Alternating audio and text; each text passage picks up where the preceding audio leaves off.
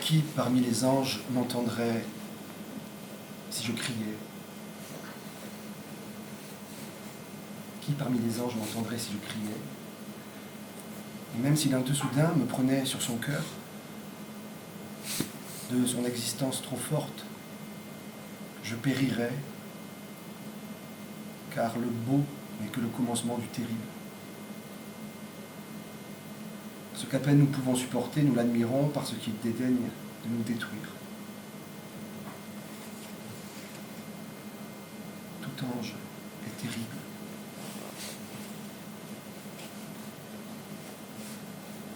Mieux vaut que je taise la montée obscure de l'appel. Qui pourrions-nous appeler, ni les anges ni les hommes? Les malins animaux remarquent déjà que nous ne sommes pas à l'aise dans ce monde défini. Peut-être nous reste-t-il un arbre sur une pente, le revoir chaque jour.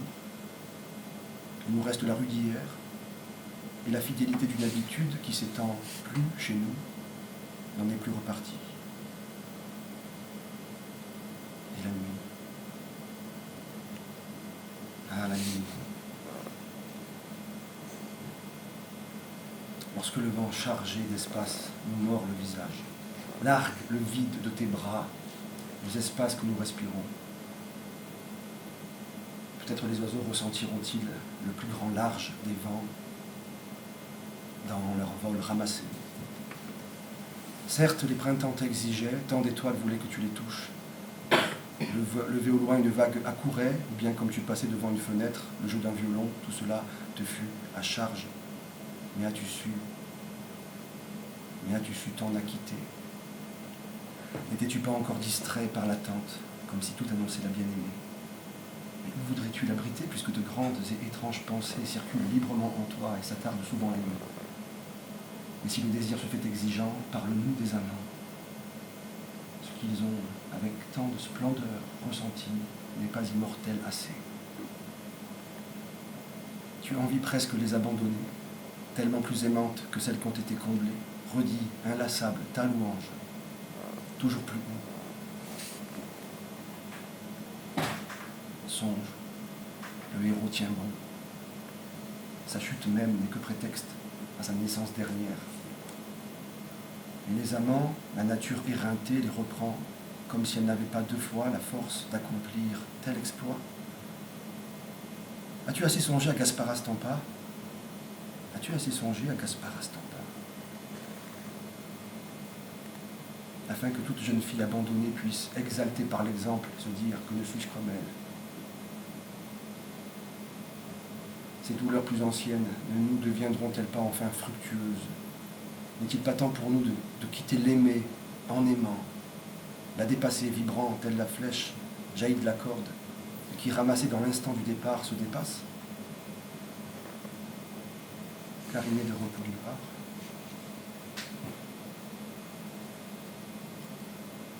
Des voix, mon cœur écoute, mon cœur écoute, mon cœur écoute comme seuls les saints savaient écouter. Au point qu'un prodigieux appel les soulevait du sol. Eux cependant improbables, toujours agenouillés, ne remarquaient rien, tout en eux écoutaient. Non pas que tu puisses supporter la voix, mais entends le souffle, entends la nouvelle qui ne cesse de se former du silence. Le bruissement des jeunes morts monte vers toi.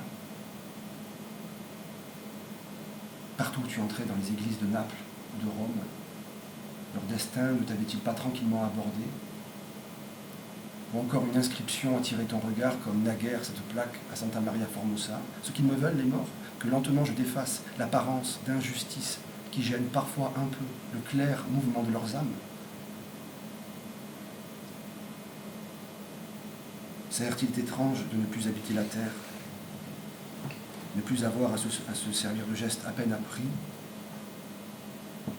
Rose, il y a tant d'autres choses si pleines de promesses, ne plus accorder le sens d'un avenir humain, d'être plus qu'on a été entre des mains infiniment fragiles et abandonné jusqu'à son nom, comme un jouet cassé. Étrange de ne plus désirer ses désirs. Étrange de voir flotter sans lien dans l'espace tout ce qui jadis fut lié, être mort et laborieux et plein de reprises, jusqu'à ce que peu à peu on devine un peu d'éternité.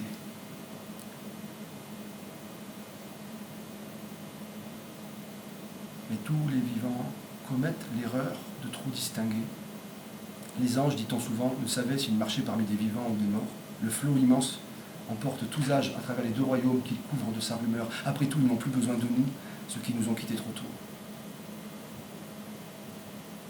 On perd le goût de la douceur terrestre, tout comme on devient trop grand pour la douceur du sein maternel.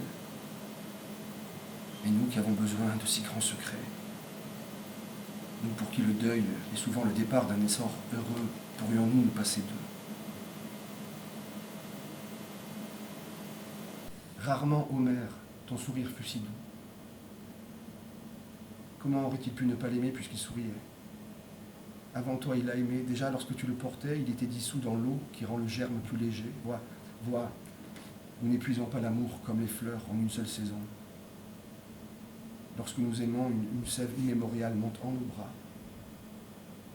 Songe qu'au fond de nous-mêmes, ce n'était pas un seul que nous avons aimé, ni même ce qui devait venir, mais le bouillonnement de l'innombrable.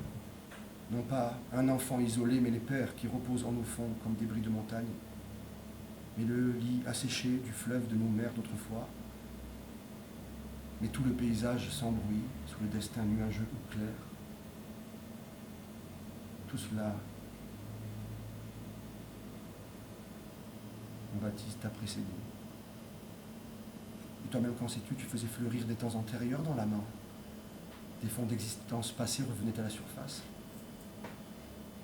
Quelle femme t'avait haï là-bas? Quelle zone sombre as-tu réveillé dans les veines de l'adolescent? Des enfants morts voulaient venir à toi. Doucement,